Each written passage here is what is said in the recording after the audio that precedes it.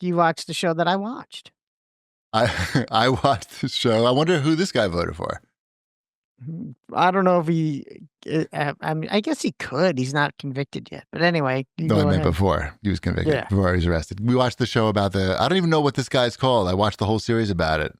The Gilgo Beach Killer. Gilgo Beach Killer. It's the guy who lived next door to Wombat. Yeah. Rex Howard. The town. I took the train with him every day. Did you really? Yeah. He sat next to me on the train every day for a decade. He sat next to you on the train every day? Yeah, he was part of so people who Why don't would know you sit next to the biggest guy on the train? That's like the bad planning. Okay. For those who don't know, when you take it's sort of like commonplace when you take the Long Island Railroad, you kind of go into the same doors in the train station like every morning. You just kind of stand at the same spot. You go in the same doors. You kind of sit in the same seat.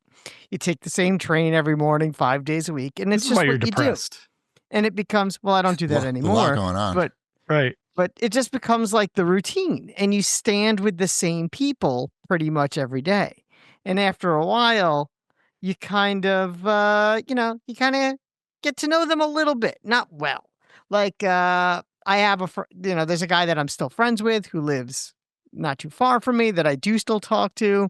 One of Elliot's friend's dad who lives like half a block away is another one of my old train friends. And we still talk every now and again.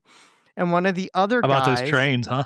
Yeah, exactly. Oh, you missed the train? That is literally the conversation. I bet you don't miss taking the train every morning. Right. It sounds like a fantastic conversation. I'm not saying they're riveting, but you become friendly. You know what was really bad? When the trains had bad weather.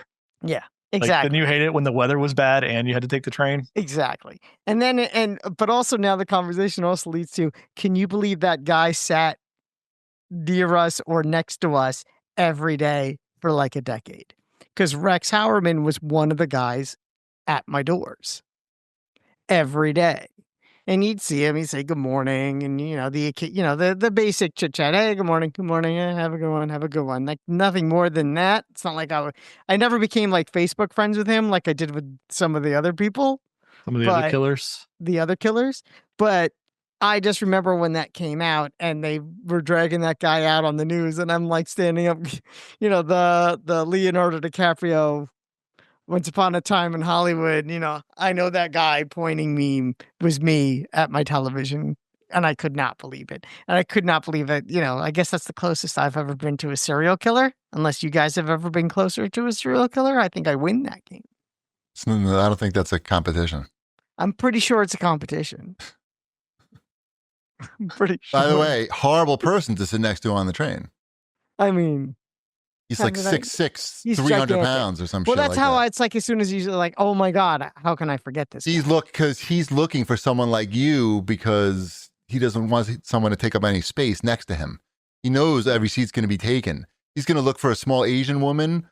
Or, well, now you're small. Back then, maybe you weren't such a great deal. Well, I would like to get like the window seat and a 3-seater. So, he's the kind of guy that would sit at the aisle seat. Sure. The aisle seat and a 3-seater. So it kind of made sense. And there would be no one in between us. Nice. Especially when you have someone that size sitting in the aisle. Did you ever smell any of his farts? All the time. That would be like the thing. That's how I remembered him. I'm like, oh, that's the guy with the farts. Right. It's sweet smelling but again, farts. It's just kind of weird, especially watching the special, which is very good. You should watch it on Netflix. It's called Gone Girls, where it talks about him. If you want to learn about the guy that I would regularly be about 2.5 feet from. I think that's why they made the documentary. Yeah. Why weren't you in it? Yeah, I know. I kept waiting for you to show up. Show up. Yeah. The main sort of point they're driving home in this documentary is that the Suffolk County Police are like incredibly incompetent. And corrupt and just like completely fucking blew it, basically. Mm-hmm. Yep. That's all I gotta say about that. Yep. They all went only to 3 jail, episodes, though. by the way. Yeah. Yeah, and typical like corrupt politician. They well, actually not typical, but in old school, they went to jail. I watched the new anime on Netflix, also on Netflix. Because they're entertaining and lighthearted. It's pretty much the opposite of Gone Girls. Sakamoto Days, which is like the new one. It's about not a serial killer, a hitman, another guy who kills people, but he's retired now and he owns a convenience store in like the boonies. This is like an ongoing thing in anime now, like retired hitmen doing non-hitman things, but they still need to use their hitman skills from time to time. I saw another one like this previously. So hitmen are not technically serial killers? That if you do it for money, it's not like, I think a serial killer. Not a problem then? Technically it would be, but not all serial killers are hitmen, but all hitmen are serial killers. Okay, right. Is that true? Is that Venn diagram been proven out? Gotta ask ChatGPT. I I was going to say, Cheapy, clearly this is something that we need robots to tell us the truth on. Let's find out. Uh-huh. I'll have this set up so he can just talk to us next time. Right. No. They're can not. overlap. A hitman can be classified as a serial killer. That's what Venn diagrams do. Here you go. There's an answer. A hitman can be classified as a serial killer if they kill multiple people in separate incidents and meet the FBI's criteria, usually 3 killings over time. But most hitmen are not driven by compulsion or gratification. They're professionals. They stop at 2? Not they just get paid for 2 and then they cash out? If a hitman only kills 2 people, then they get... But would he be a hitman if he only, I guess... Doesn't make a lot of sense. It's an explanation. I mean, if you kill one person for money, are you technically a hitman? Or is that like... But if it's like you have to get like a union card? I don't know. Yeah, basically, what are the rules? Right. Can you join the Assassin's Guild if you only kill one person for money? Well, you can't leave the Hitman Guild because now that's like the plot of the show is that they're all coming to kill him, even though he owns a convenience store now and he's fat. He's very fat. It feels like something else that was very popular, starring you can't kill Keanu John Reeves. Wick. Yeah. Oh, but he owned a convenience store? No. He was retired, and then they all came after him. Oh. Well, they didn't come after him. This is just the first episode. He was. I think he killed everybody in the first episode, pretty much. So I'm not sure who's going to come after him in the next one. But we'll see. Killed his dog? No, he's not mad. This guy, he doesn't even say anything. He just works in the convenience store. Very nice. And then tries not to die by killing everybody. I also saw a real movie that I rented and paid money for on my TV called Black Bag. That's a Steven Soderbergh joint. I heard that was very good. It was pretty good. I don't know if it was very good. Sure. I would say it was very good, but I was missing a certain something. It's basically a more serious version and more interesting version of Mr. and Mrs. Smith. That concept, which is we've all seen, at least in some format, probably. Well, the TV show was good though. The Mr. and Mrs. Smith TV show was pretty good. But this is even more, I think, serious than that. And it's very well done, and it's only 90 minutes, and that's pretty much all you'll need to know. And Steven Soderbergh said nobody saw the movie in the theater, and that indicates a big problem, and that how are these movies going to get made in the future? And yeah. There was also really no marketing. My bad. For that movie. Like, what are you supposed to do with that? Nobody's coming to see the movies in the theaters. Did it even get a wide release? All right. Does anything get a wide release anymore? Yes, a movie that's coming up on this list. Right. Besides something that doesn't have Marvel after it or before it? Yeah. Batman. If it has Sonic the Hedgehog. Sonic the Hedgehog. Wide release. It needs to have a 2 or a 3 after it. If it has a oh my gosh, guy named yes. Steve with a square head, then yeah. I did all right. That wasn't a sequel. That movie did very well. It did quite all right. And you know what else is doing really well? Sinners is doing really well. Not that I've seen that yet, but that movie made a ton of money. Looks compelling. I'll watch it right there. I do want to see that. You're the problem. You're the problem. Why can't you be part of the solution, GP? I rented it for $10. I paid $10 and rented it. That doesn't count. That's not what he's talking about. It counts a little. He says you need to go to the movie theater to watch it. Even if it's not playing at your movie theater. But I don't want to go to the movie theater. Write to your movie theater manager. I want to do it here. You want to watch Black Bag. They might have it. I don't even have a movie theater. It went out of business. In 3D. On IMAX. It's going to be great. We don't have that. I mean, I don't know. I don't know if it played here. It's not my fault. I rented it for money. I didn't watch it on Netflix. That's the key. I seriously don't know what to do with that whole scenario where directors and like actors and stuff are complaining about people not going to watch movies at the movie theater. Like what are you supposed to do with that information? Like it doesn't make me go. I don't feel bad for them. It's like the people not watching are the problem. Like, how about talk to the movie theater guys and see if they can make it more enticing to get me to come? They're not going to be able to, but they could try. They happen. They have those limited edition buckets. Right, the buckets. I could buy those on eBay. About the buckets. They want you to go for the buckets. I mean, it's not a bad idea. That's like a good idea, but I'm a little old for the buckets. I mean, I could see that working with people who like want to post it Accountant on their. You got a whole like Airstream trailer popcorn bucket. I laughed when I saw it. $30 or $40. That gets you into the theater. I mean, it doesn't, but it gets me to look at it and think, oh, someone's going to enjoy that. Maybe Wombat. Mm-hmm. I don't know that you're a big Accountant fan. My favorite movie. I don't think I remember you talking about it. I saw it on the airplane. I never saw The Accountant 1 or 2. Great movie to watch on an airplane. Yeah. Really, like that's the definition of an airplane movie. Mm-hmm. Like if you miss a little part because they bring the food or the pilot makes an announcement, you're good.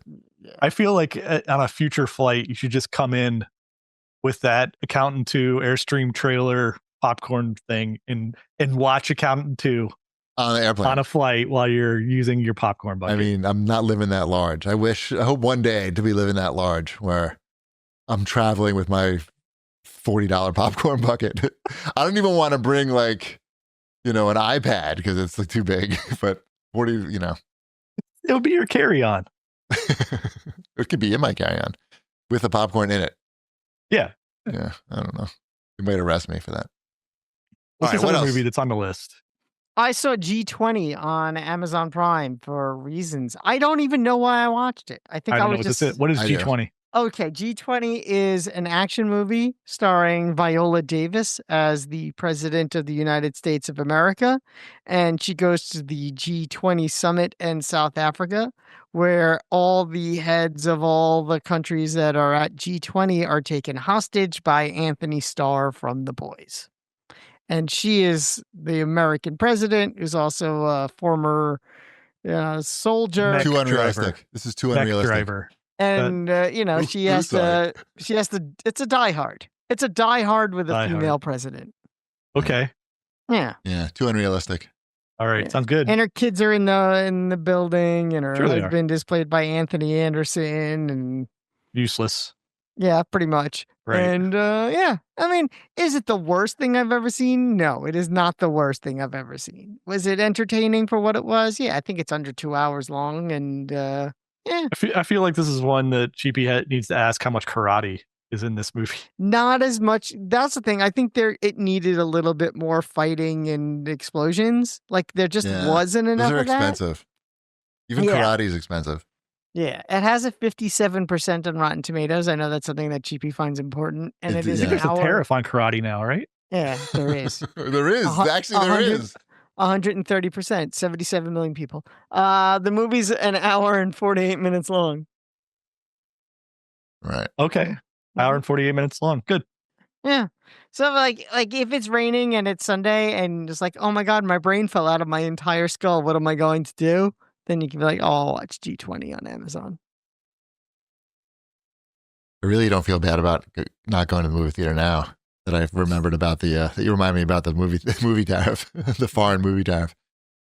I do enjoy a foreign movie for sure. Those need to be made in America now. I'm sorry. Your foreign movies need to be made in America. Don't get to be, that doesn't work anymore. It's like a law now or something. I don't know. I don't think we have the engineers to manufacture those. Oh man, they're gonna make all the cameras. They're gonna make all the cameras in New Jersey, just like they did back in the old days. By the old days, I mean the 1900s. Where the cameras were just the wooden boxes with the accordion attached to it. The Edison Camera Company. It's gonna be just like it was, just when it was a great again. Right. What else we got? Is that it for Watch This? No, we're not. Thunderbolts, the big one. We went to the theater. We did our part. Yeah. Shipwreck and I both went to the movie theater. I went to the movie theater on saw it in 3D. You I saw it in did. They have that 2D. still? By accident. Oh no, that's the worst. It actually was fine in 3D. Like they just gotten like a fresh shipment of glasses in. Like I could see like literally the boxes stacked up there. So the glasses were nice and clear and crisp. And really the movie doesn't use 3D at all. So so what it does is it just focuses you on what they want you to be looking at. So you're not like panning the screen to determine like, am I looking at the right part of the movie this Is that time? hard? Like, You have that problem often? Like where you like, oh, I'm looking in the bottom right-hand corner where there's right, like nothing. what's going on down there? Where else should I look? I mean, it's the full screen. I'm trying to look at this thing. They want me to look at this. It's like. So what'd you think of them Thunderbolts? It's good. It is good. Thunderbolts is good. Thunderbolts is good. It's the first. I haven't seen a couple of the Marvel movies, I guess, recently because they have just been okay. Yeah. Right? Like none of them. Like the whole problem is they've been trying to get like jumpstart the next big thing in all of these movies, and none of it pans out ever because the movie is like, oh, nobody cares about any of this. This movie doesn't do that. Right. This movie's like, okay, here's these characters, and they're all characters. Like you don't know a lot about them, right? Like they've been in the movies, but they're not like, here's the main characters that you're buying comic books and you've known about for the last 30 years. But they're all the characters that were interesting either in the TV shows or the movies that have not been like the main focus for the most part. So it works because of the interactions with those characters and that you kind of know them already. And it also... It helps that the actors playing these characters are good as well. Actors always help. Good. Yep. And the story, I mean, it's not like it's like totally unique, but it goes to places where Marvel films don't usually tread. Like there's like metaphors and things that are going on in this film. It's a more grounded film, is how I would describe it. It's not, it doesn't devolve into let's fight this CGI monster for 25 minutes. That doesn't happen in this movie. It's a nice change. There's a lot of practical effects in this movie and actual location shots. Like, when they're in the desert, they really went to the desert to film. I saw some behind the scenes featurettes. When you see a car flipping over, there actually was a car flipping over. It's not what a concept. It's not a CGI car flipping over. Yeah, but you see it, but you can see it, and you could see that reactions in the faces of the actors are real reactions. Because when there's an explosion 10 feet away from you, that's real. You don't, in the very beginning of the movie, there's a very large explosion. And that was a practical effect. And that was kind of cool. With the big thing that they've been talking about on the big press thing, and it's the very first scene of the movie, is Florence Pugh jumps off. She does a base jump off the second tallest building in the world in Abu Dhabi, I think it is, or wherever it is. It doesn't matter. And she really did do the basic... It does matter. Yeah. All Dobbies matter. Yeah. She did the jump. She didn't do the full base jump, but she did jump. She did like a bunch of jumps. She did a jump. Yeah. She did a jump off the second tallest building in the world. You could see the footage of it, actually. It's pretty nuts. Like, I would not do that. But she did it. But it shows in the final product that they did these things. They didn't just CGI these things.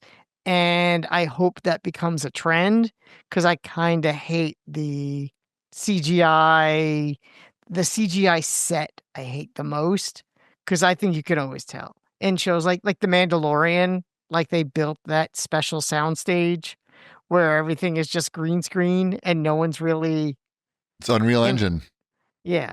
Not Unreal Engine. It was whatever. Epic, some shit. Doesn't matter. It's garbage. Speed tree. Mm-hmm. That was something. Unreal something. So anyway, I give it a thumbs up for that alone. But it's a good movie. Cool. Yeah, it's good. And it also, it feels like maybe they could build on this and link this into other things. It's the first one that's felt like that, where it didn't get to the end of the movie and like, I don't know if I want to go where this movie is trying to take me next. But it also ends too. It's satisfying in its ending, and it also could lead to more. So right. I'll watch it on Disney Plus. You will. I still haven't seen that Captain America movie. Just Nobody to put has. it in perspective. Yeah, Nobody has. I don't know anyone who's seen that movie. I can tell by the amount of Funko Pops on the Target shelves of Captain America. I just was like, so Harrison Ford is Red Hulk. I'm like, no, he's not. He's really old. He's so old. Yeah, I'm like, I do not need to see someone older than anyone I know as Red Hulk. That's ageist. I am ageist. Oh. Mm-hmm. Yeah. Good to know. Yeah.